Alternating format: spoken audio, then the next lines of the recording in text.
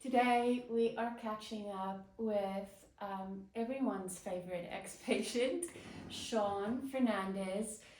Shawn also did a podcast which got so many listens, and we're going to link that podcast, Shawn, because I frequently quote you to incoming patients, and the quote I always use that I thought was so powerful.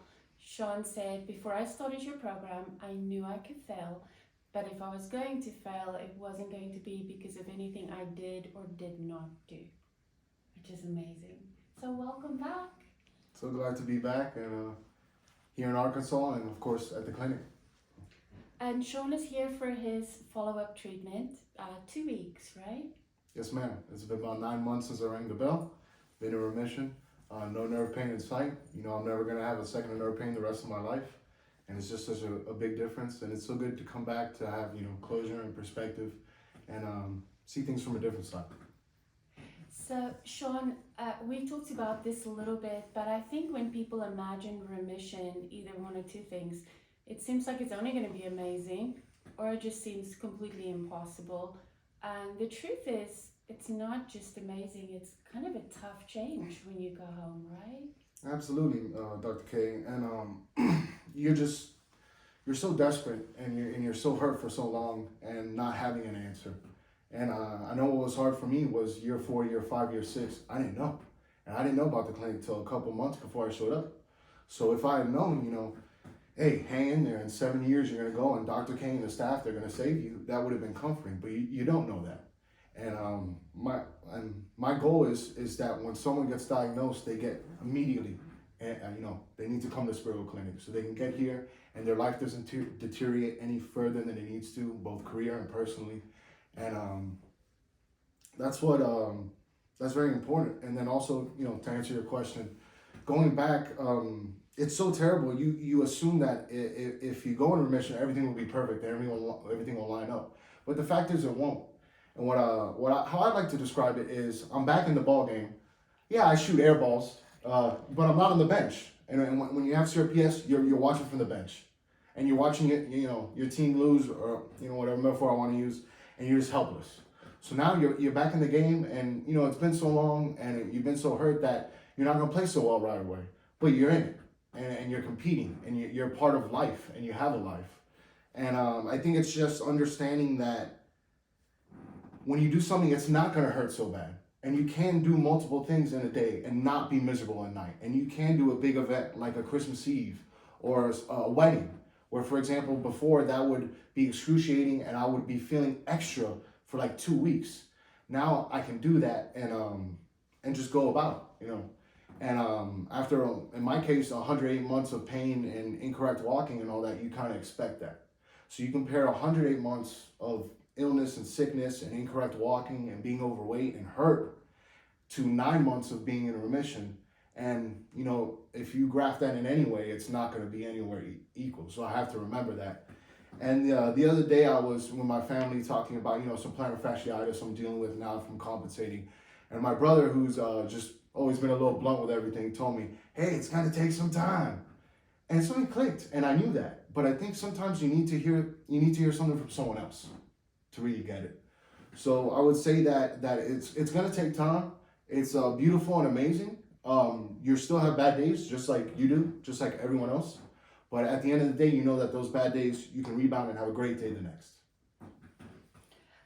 You said something very interesting, Shawn, because I agree with you. I wish when people first get diagnosed with CRPS, they find Spero immediately. But I think, unfortunately, you kind of have to run out of options. And when you're just diagnosed, you still believe there are medical options for you, when you and I both know that truly there aren't any.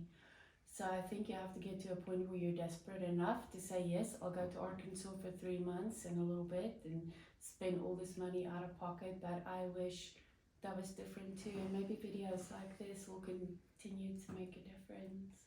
Do you have any parting words of advice for anyone looking at the program? That's a really great point, Dr. K. And I think part of the reason I had such success here is that I would say I was ripe.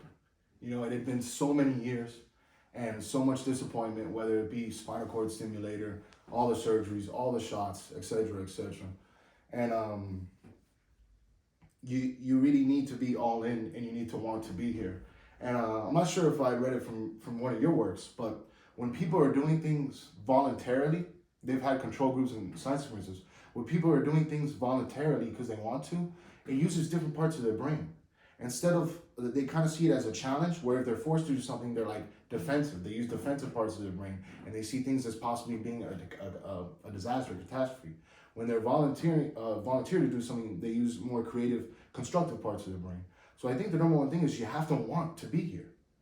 And from the moment I walked in and saw the empathy here with the staff, and seeing the results of other patients ahead of me, I knew that this was the place to be, that there was an answer, and it was the beginning of the end for my pain. It was a beautiful thing. Thank you once again for sharing your wisdom, Shawn. I'm so glad you're not on the bench anymore. You're in the game. It's wonderful. And, all the years with my foot in the ice bucket and wondering if I would have to be like this the rest of my life. You pray for days like going to weddings and having a good time, going to ball games, having a good time, just daily life. And you get it. And, as humans, we have short memory. I think that's to protect us from trauma and things. But you have to keep the good perspective and the long-term perspective, and realize where I was a year ago. And a year ago I weighed 300 pounds. I was isolated. And I think with CRPS comes a lot of feelings of uselessness and being burdensome, like you're a burden. And what happens is when you feel like that, especially as an adult male, you isolate yourself even more. And you isolate yourself from friends and family because you feel that way. And that it's a kind of like this feedback loop where you then feel more useless and burdensome. And I've learned from your work and some other work about the yin and the yang symbol. The white and black snakes intertwined, white being order, black being chaos. And I think as a society in general, throughout time, we like order. We need rules and standard. And I think coming here and working with a schedule and a purpose restores that order. And anything unexpected happens, whether it's a betrayal by your spouse or getting CRPS or losing your job, it's unknown and it's scary, and that's the chaos, the black.